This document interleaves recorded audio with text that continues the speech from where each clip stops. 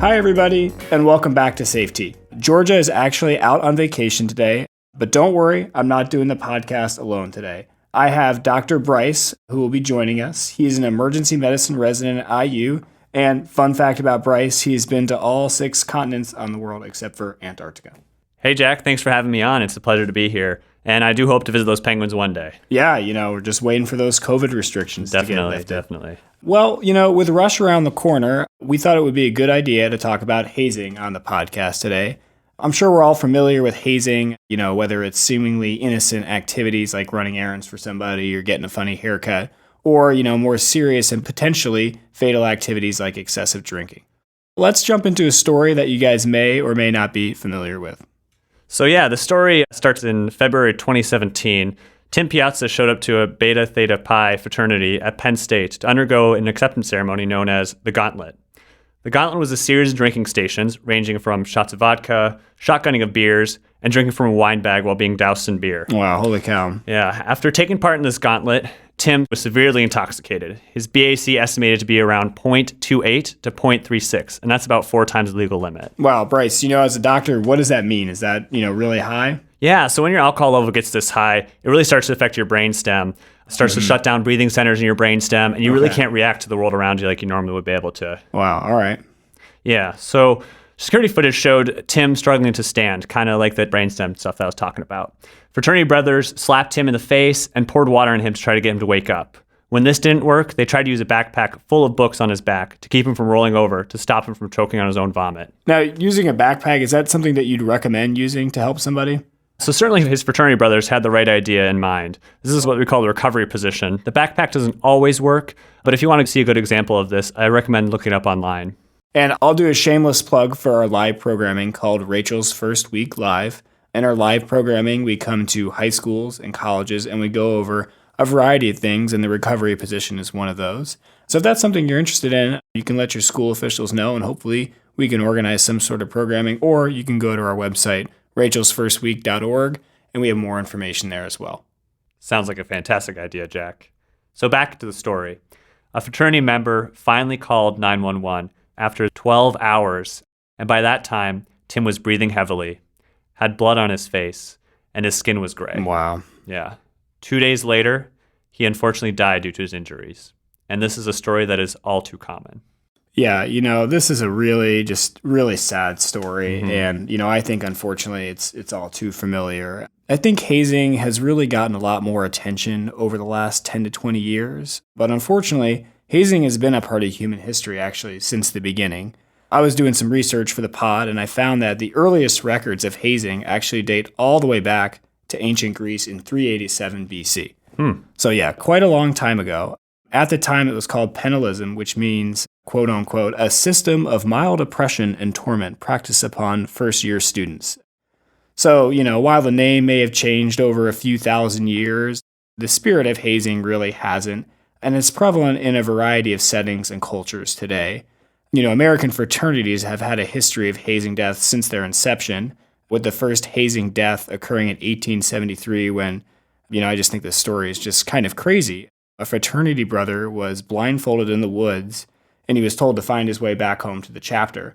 Seems tough. Yeah, it seems tough. And unfortunately for him, there was a cliff on his way home, and he ended up falling off a 37-foot cliff and dying. And, you can go through, time and, you find stories like this all along. And, they're really sad and sometimes even brutal.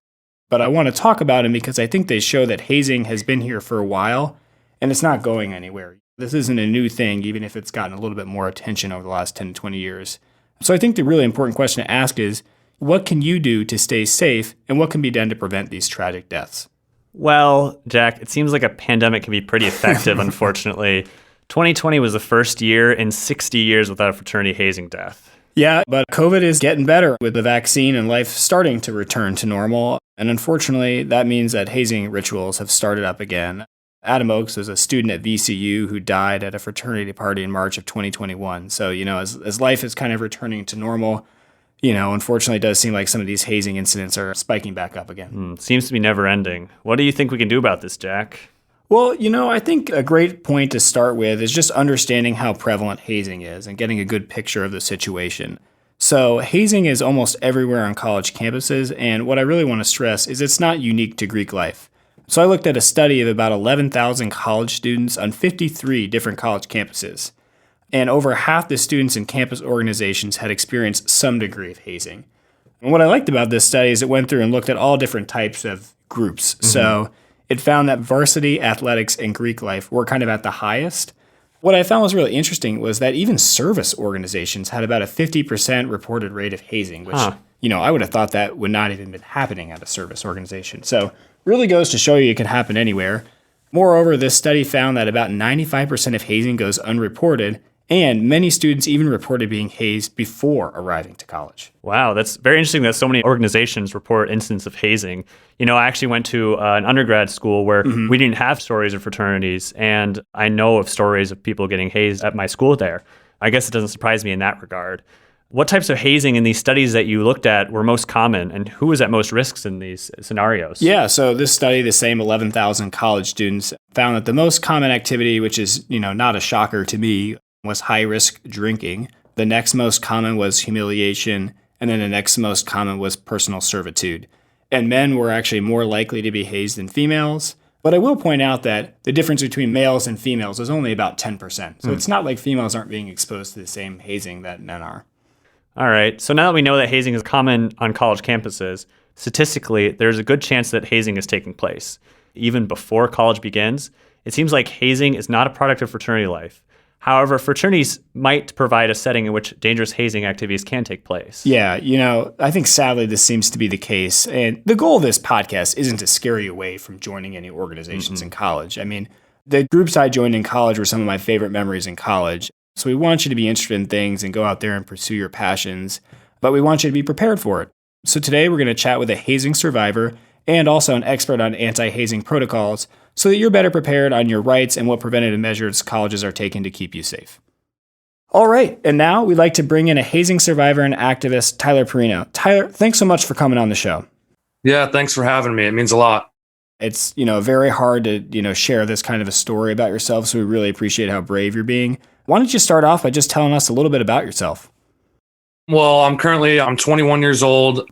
I go to the University of Toledo right now, and I'm studying psychology with a minor in forensic science. Oh, so very neat. What do you want to do when you graduate?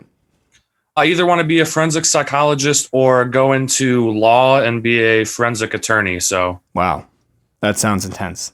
Yeah, it's some pretty interesting stuff. I love all those shows like Forensic Files and all those type of things. Tyler, tell us a little bit about your hazing experience there. So my hazing experience was at Miami University in Oxford, Ohio, and it was in 2019 when I was a second semester freshman. And basically what happened to me was I wanted to join a fraternity to meet people because I was a transfer student. Okay. And so I just wanted to meet people and have that opportunity of just going out there and having something to do to keep me busy. And I thought it was going to be a great experience. And it honestly was the complete opposite. I didn't expect it. And it kind of hit me like a truck. It blindsided me. Yeah. I always heard stories about people being hazed. I actually heard the story of Timothy Piazza, and I didn't really think it would happen to me, but I experienced very similar things to what he did. I experienced brotherhood bonding nights where we were forced to drink a lot of alcohol in a very short amount of time. We were outnumbered, us being me and my fellow pledge brothers. We were outnumbered by upperclassmen and forced to drink. And we were also forced to do a lot of cleaning after parties on weekends, forced to do a lot of setting up for parties. Another big thing was, I think you mentioned it earlier, was servicing for other people. Yeah, personal servitude. Yeah, that was actually very common in my experience too. I was forced to go out and buy meals for upperclassmen and deliver them to their house. Things like buying them tobacco, cigarettes, lighters, stuff like that. Just miscellaneous things just for their convenience and for my inconvenience. Yeah. Other things that happen would be a lot of workouts. Workouts, not necessarily what you think of a workout.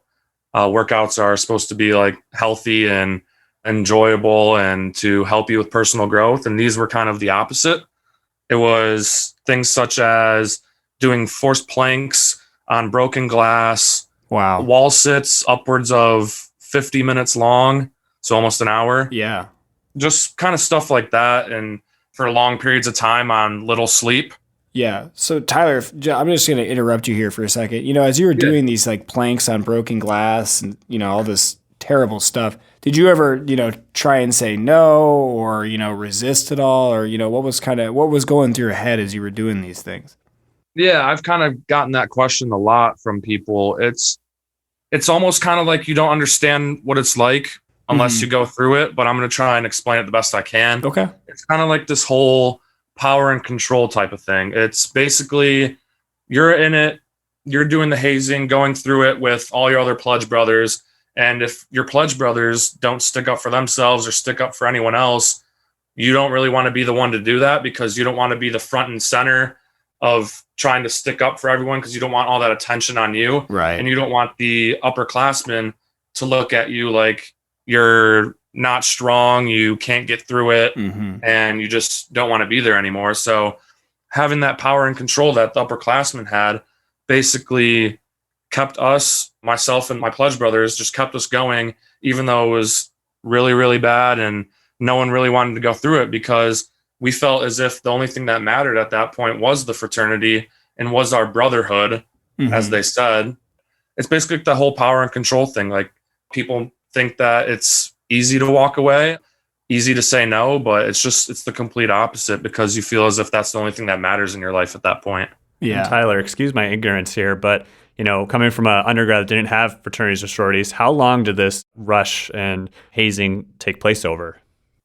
So I ended up joining the fraternity the first week in February of that semester, and the kind of like the whole finale kind of situation that happened where a lot of people know about happened mid-March. So I'd say probably about 6-7 weeks. Oh, wow. Tyler, if you don't mind, just for our listeners that maybe aren't as familiar with your story, telling us about, what you're talking about with the finale and what kind of brought this to a tipping point. Yeah, basically the tipping point was on March 16th of 2019. And we had a group chat for like our pledge brothers and the upperclassmen to kind of like communicate and let us know like what was going on and like what we had to do and like that type of stuff. Yeah. And we received a text earlier that day saying, hey, we recommend that you guys don't do any day drinking because at least in Oxford, it was common to go to the bars during the day for beat the clock where you get cheap drinks all day. And we were advised not to do that weekend. So we were kind of confused. Turns out later in the day, I told my girlfriend at the time, I was like, hey, can you come check up on me at my dorm later tonight? And she said, yeah. And so I ended up walking to the fraternity house and got there at around 6:45 or 7 o'clock at night. Okay. And I walk in and I remember sitting down on a couch, and around me was my other pledge brothers. It was about 24 of us, 25 of us. And it was kind of like an eerie kind of vibe that I was getting when I was there. You knew something was up? Yeah, exactly. It just felt like no one knew really what was happening. So it was kind of like we were being blindsided and surprised with something. We had no clue what was coming. So after I got there and I sat down and was hanging out there for a little bit, the upperclassmen walk in and tell us to blindfold ourselves. So we all put our blindfolds on, and then they set down a speaker in front of me and they started playing really, really loud music. And it wasn't like your typical music. It was kind of like music that was very, very disturbing, talking about like agony and death. Wow. And in the lyrics. And it was I kind of thought that they just wanted to like intimidate me and my other pledge brothers, just kind of make us feel like scared or whatnot. But after that, I hadn't been to really many things in the past few weeks at that time because my grades were suffering. And at the time they said it was fine, but as soon as that night happened, I just felt like I was being singled out at that point. Okay. Because they actually had me go on the ground and do what were called meow ups, which is you do a push up and you meow like a cat, which I was kind of confused. Like, I didn't really know why I was doing those, but it was just, again, probably for humiliation. Yeah. And so while I was doing that, they were pouring beer on me, kind of like nudging me in my sides. People would come up to me and whisper in my ear and say, "You're so effed. The worst is yet to come," and that type of thing. So I'm kind of like a strong guy inside and out. I will never really get scared about a bunch of things, but like I was kind of a little bit intimidated because I would have been terrified if I was in your shoes. Yeah, I mean, I was outnumbered. I mean, I'm a bigger guy, but like I was outnumbered and I didn't really know what was going to happen. So pretty much after that happened, we were put in a single file line and had our hands on each other's shoulders, myself and my pledge brothers, and we were walked down to the basement. And in the basement, it was kind of like I couldn't see because I was blindfolded, right? But it felt like we were in a circle and the upperclassmen were in the center of us. And it basically felt like they were just screaming at us and telling us, "You're so effed, the worst is yet to come." And I was kind of standing there like I didn't really like know what to do because I was just being yelled at and people were getting in my face and I couldn't really do anything to defend myself. But then after that happened, I was grabbed by someone and taken back up the stairs into a room where my hands were placed on the wall. And that's kind of the point where I started getting pretty intimidated. Like I was a little bit intimidated before then, but when that started to happen, I was kind of like, oh, like this is probably like not good. Because I had an idea in the back of my head of what it might be, and it turns out it is what I thought.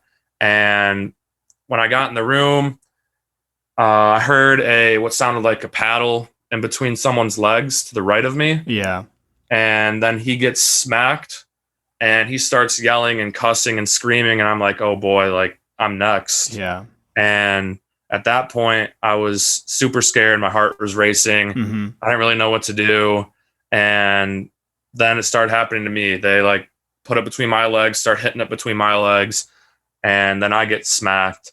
And I start doing the same thing. I turn around, yell, scream, cuss. I actually started crying because it was not soft by any means. Yeah. Yeah. And I actually remember saying, hey, like, I don't want to be a part of this anymore. I want to leave. And no one really ended up helping me or saying anything. They just kind of laughed. Yeah. And then someone said, the first one hurts the most. Then it's numb after that. And so I turned around and got hit one more time. And then I turned around, took my blindfold off, and to where I met my big brother. And after that, that's kind of where it started to go downhill for me. Yeah. He presented me with a 6-pack of Smirnoff Ices, which is a type of alcohol. And he told me I had to drink them all in a row. So I drank 6 of them in a row. And I was already throwing up. And then after that, he gave me a bottle of Crown Royal, very hard liquor, and told me, like, this is our family's tradition. This bottle needs to be gone by the end of the night. And my heart kind of dropped because I was like, oh, shoot, like, these are the type of stories you hear about, but like, I felt like I had no choice but to do it. Right. And so basically throughout the night, I was drinking that. I actually smoked marijuana too and was paddled multiple more times. And then I was taken back to my dorm to my girlfriend. I don't know how I got there. I don't remember leaving the fraternity house at all. Got to my dorm where I was throwing up, and my girlfriend at the time said that I told her I felt like I was going to die. And so she called 911, and then I ended up waking up in the hospital the next morning. What were your thoughts when you first woke up in the hospital bed? I assume that must have been a shock for you. Yeah, I woke up and I looked to my left and my girlfriend was sitting there, and I was really confused. I was honestly still intoxicated, and I turned to her and I just said, hey, like, thanks for coming. You didn't have to come. You didn't have to show up. I didn't realize to the severity of what it was. at the time, but I was just shocked and confused, I guess, because I didn't know how I got there. Tyler, when you were telling us your story, you said that there were other pledge brothers, going through a similar hazing process. Do you know if any of them ended up in the emergency room or had, really serious outcomes from the hazing ritual? I don't know if any of them were in the hospital, but I do remember one kid in my pledge class during that night. I remember seeing him passed out unconscious on the couch, and they were trying to wake him up and he didn't wake up. So that's really the only thing that I recall. Did any of the people who hazed you receive any punishment? I mean, what you're describing is just awful. It's dehumanizing, there's a physical, aspect to it that's painful, and then all this alcohol. Did anybody get any punishment?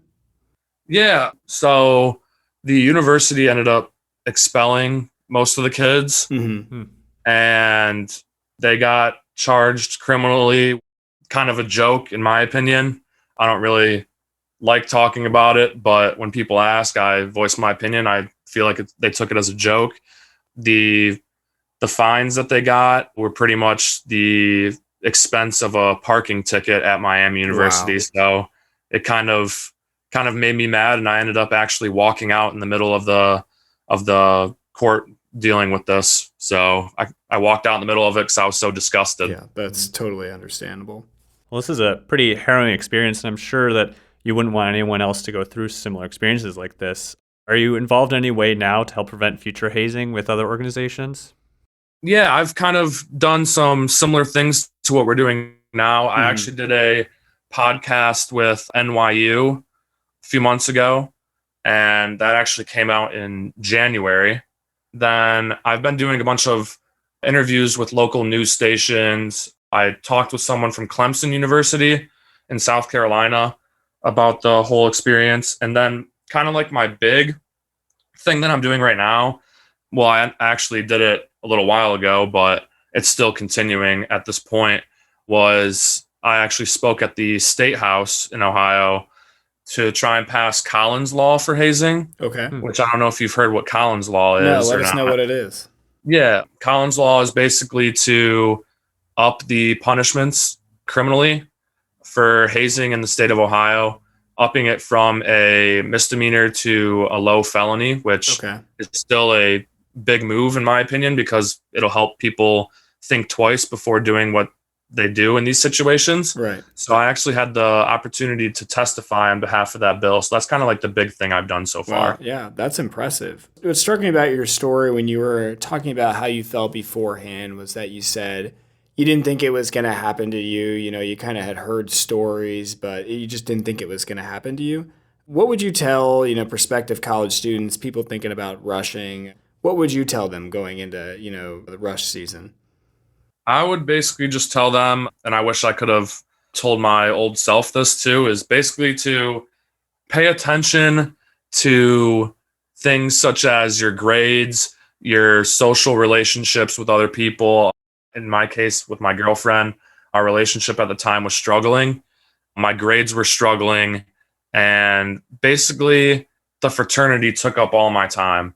And at that point, it's like if your fraternity or sorority takes up so much of your time that you don't have a life outside of it, or you can't get good grades, or you can't do stuff with other people outside of the fraternity, then that's when it becomes an issue. And I wish I saw that in the beginning, because I wouldn't have went through all the forced drinking that I did and whatnot, because the fraternity and how time consuming it was started right off the bat.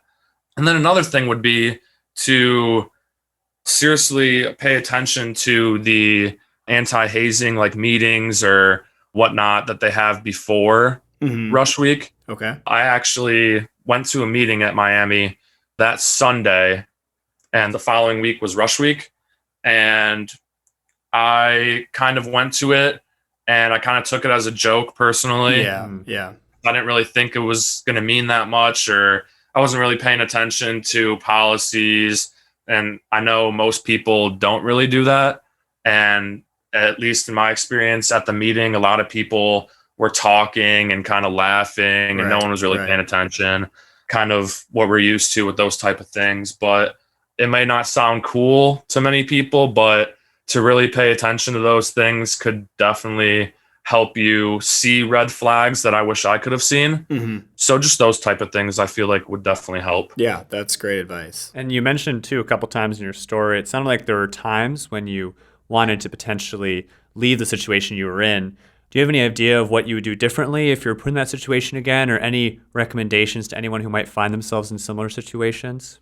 Right. So for my situation, at least that night of March 16th where I wanted to leave, pretty much comes down to the fact that I've been telling a lot of people this, and a lot of interviews and stuff that I've done is basically, if it doesn't feel right, then it probably isn't right, is kind of what I've come down to. Trust your gut. It didn't feel right, and I wish I could have walked away, and I wish I stood up for myself, because in the end, like, those types of situations are seriously like dangerous and could be fatal. And it's really not worth your life to go through hazing that severe. So I just wish I told myself that it was okay to leave, that it was okay to not be a part of that organization, because they try and get you to feel like that they're the only thing that matters.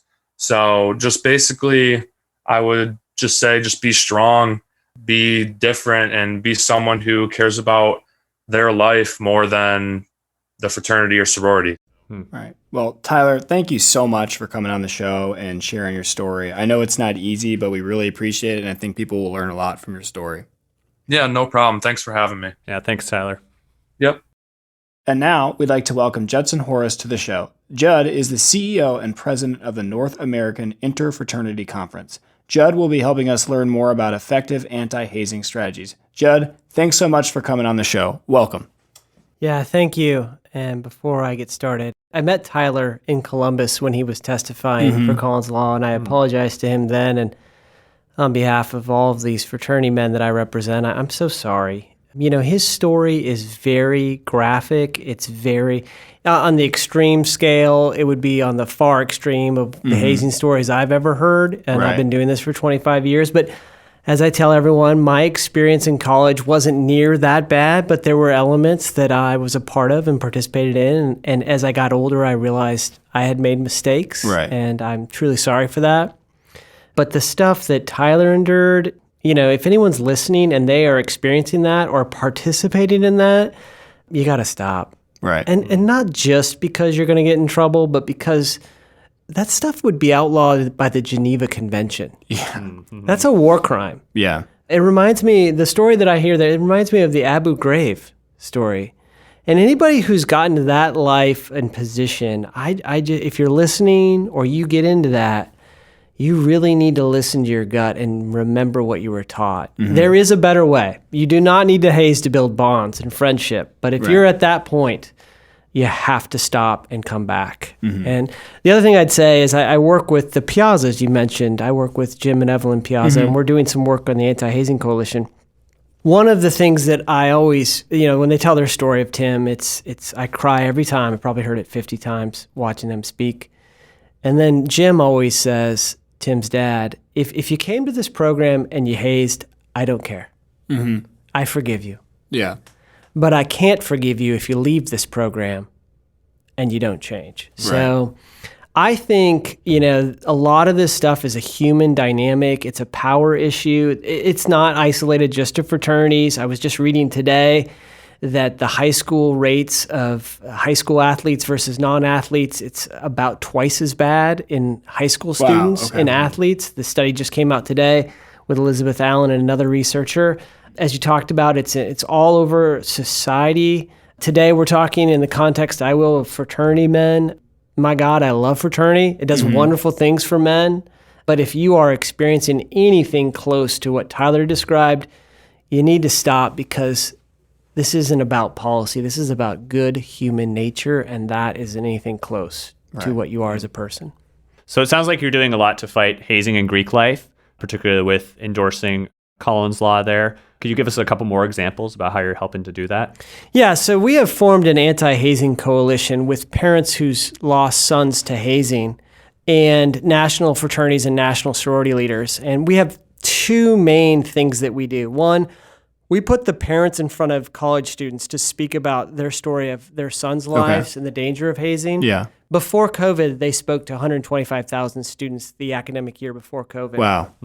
And in those moments, they can touch a heart with a student far more than Tyler described an orientation session before recruitment begins, and most students blow that off, right? But when you watch these parents tell their stories, they can touch a heart in a unique way. The other thing we're doing is we're pushing for laws. At the federal level, we're pushing for transparency laws so that if you're joining a student organization, you need to know if they have a record of issues and conduct. Yeah. At the state law, where we did at Texas, or what's happened at Pennsylvania, we're working in Ohio right now. We're basically trying to make hazing a crime similar to, I want to use this context. If I was on the street and I paddled someone like Tyler described was paddled to him, to the point where he had to go to the hospital, that's called assault, and that's a felony. Right. And most hazing laws, A, have been weak up until very recently, and B, haven't been prosecuted if they were there. So think about this. Higher education as a system, or society in general. Imagine you could literally beat someone to death, force someone to drink alcohol in the form... You're not drinking alcohol to have a social experience at that point. You're drinking like a punishment. It's like poison. Yeah. Where could you do that? If I was in the lunchroom, my son, he's a 12-year-old, if he gave someone milk with poison in it and made him drink it, he'd be expelled from school and he would be in trouble. He would be criminally charged even as a minor. So the hazing laws have got to become more strict, and we're pushing hard for that. And we are seeing evidence that it is beginning to work. But keep in mind, we're just getting started. Just those 3 states right now, or are there other legislations that exist? Yeah, we've done work and got some better language in the state of Florida off the top of my head. Right now, we're working Ohio. There's a bill before the Ohio House. We got it passed in the Senate. We're going to get it hopefully passed quickly in the House. Governor DeWine has endorsed it, that will make the type of things that was described from Tyler's situation or Colin's a felony. And we're hoping that gets done this year. Oh, that's exciting news. It seems like you guys are, every possible outlet you can affect, you're doing your best to make some change. I was wondering, what are some of the major challenges you face in trying to enact this change? I can imagine that there are a lot of people who maybe went through the hazing rituals and said, I was fine. It wasn't that big of a deal for me, or they really value the tradition or the bond creation of hazing. How do you kind of convince those people, and what are your major roadblocks? I used to think this was the problem because the alums kept teaching the students this. Okay. And then the iPhone came out. And now the students are teaching each other in such a efficient, powerful, terrible manner. Oh, wow. I didn't think about it because like now, that. what you used to kind of learn through word of mouth when I was in school in the 90s, you now share on Snapchat with someone else from your neighborhood who goes to a different school. Right. And it disappears. So I tell everyone the old paradigm of they were learning it from the alums, it may be there. Students today, all students, not just fraternity men, students today are learning from each other in such a powerful, efficient way through platforms like Snapchat, through various means. And it can be a powerful force for positive good or a powerful force for negative good. Yeah, the more you see something, the more normal it seems. Another thing that people have to understand about just kind of the issue we have in front of us, it's terrible. We've lost 2 students to hazing this year. It is awful. Stone and Adam, their parents, I'm so sorry. There are 5 college students a day that die from alcohol-related injuries across the United States. Think about that. 5 a day die on average from alcohol-related injuries. So the problem of alcohol on a college campus is enormous. We've done a lot of great work with MAD, we being America, to get the drunk driving rates down, to get a lot of the drinking rates in high school down. While there's some evidence it's working in college, I can tell you firsthand that the binge drinking culture in college has still not been affected, and it's challenging. So I think another challenge is potentially whenever there is hazing that's going on. Jack mentioned the statistic that 95% of hazing events are not reported. How do you recommend that people kind of reach out to organizations that may be able to report hazing? So there's the actual mechanics of reporting hazing is pretty easy. Just Google it, right? If you're a student out there. It's actually the recognition that you're going through it, it's not right, and you need to do something about it. Now, I'm not blaming Tyler. I mean, because the pressure when you're in that scenario is very hard to stop and say no. I can't imagine. And Tyler is incredibly courageous to tell his story in such a graphic way.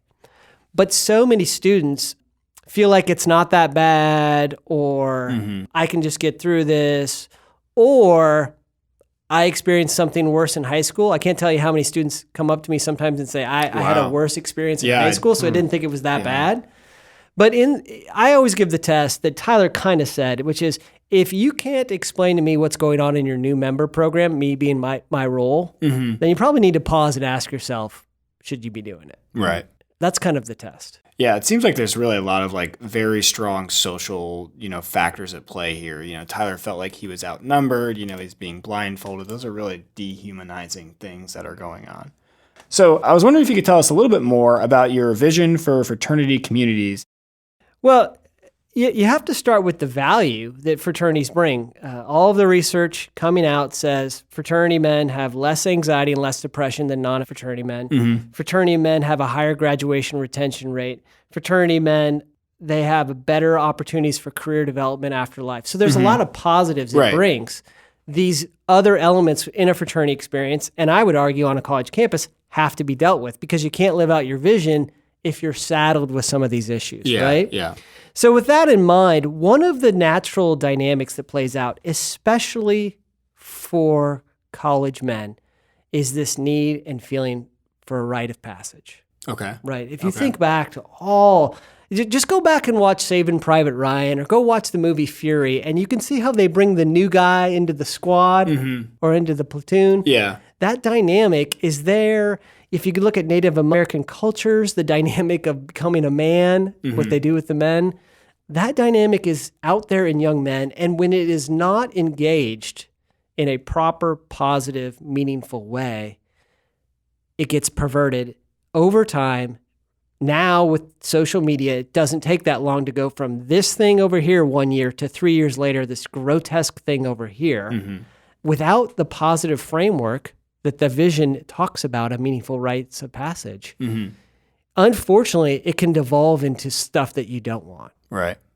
Do you think hazing has gotten more extreme over the years? That's a good question. I think hazing's been out there in society for a long time. Just read your history books. I think it's everywhere. I think what's unique now, though, that people don't understand, especially when I'm talking to alumni, it's the advent of the social media platforms and the ability for them to share and normalize behavior in such a way that almost all of the time it's anonymous, and they can just, if this person's doing this at the University of Washington, then I'm at Washington State. We got to give this a try. And then the guys at Washington State, they share it with the guys at Arizona State, and all of a sudden these things are so consistently popping up. I think that's what's the challenge here. Okay. It also, the flip side, if we can get the peer pressure going in the right way, and I was seeing signs before COVID hit that we were starting to turn the corner on the culture itself, that once you make it shaming by the peers that you're doing this, the real benefit of what MAD did is it made drunk driving a crime that was prosecuted, but more importantly, it made it not cool to do. Yeah. Right? So unfortunately, college students, they often don't care about the rules of the school or the rules of the law all too often, but we got to hold them accountable. I'm not arguing against that. They care most about the social credibility and capital they have with their fellow peers. And once you make it uncomfortable to do the things that they're doing in a social way, that peer pressure is the most powerful thing you got on a college campus to shape culture. So specifically hearing from Tyler here and knowing the story about Tim, what do you think would have been effective strategies to prevent them from getting in that situation and preventing the damage that is associated with hazing there? Well, I think forums like today and helping students know going in what's to follow your core and follow your north. When Tyler said that, it's so important you do that. So I think just raising awareness is important. The second piece that happened to some degree with Tyler's story and to some degree with Tim's story is the original law in Pennsylvania before Tim's incident was so weak that most of those students have gotten off with very little. We're talking like home detention from the criminal justice system. Oh, wow. Right? And most of the stuff that Tyler had happen were misdemeanors. That's what was described by Tyler is a felony if you were doing that in the middle of a city. So why is it different on a college campus? So I think having very strong criminal law for that type of behavior, and then it's publicly shown to the students what happens, is very important. Another small nuance, I don't know if you know, this is really technical. FERPA, which is the Federal Protection of Information. Okay. If a student gets in trouble with student conduct, the school is not allowed to say, you know, John Doe got expelled from school for hazing, right? Because they actually have a federal rule that they can't disclose individual conduct. Wow. But when you get charged with a crime, it's all over Google, and you can bet when you do a job search that they're going to see that. Yeah. So it sounds like you're using both legislation and also pushing a positive culture to kind of prevent hazing from happening in the future. That's right. We got to get at it multiple angles. This is going to take a long time to make a big difference. Yeah, well, Judd, thank you so much for coming on the show and answering our questions. I think I definitely learned a lot today. Oh, yeah, definitely. Thanks for joining us here today. Yeah, I think it was really interesting to talk about, you know, how prevalent hazing is and how important it is for, you know, our listeners to, you know, be champions of this cause and really get out there and, you know, lead the good fight and also try and increase, you know, our legislative punishments for some of these things.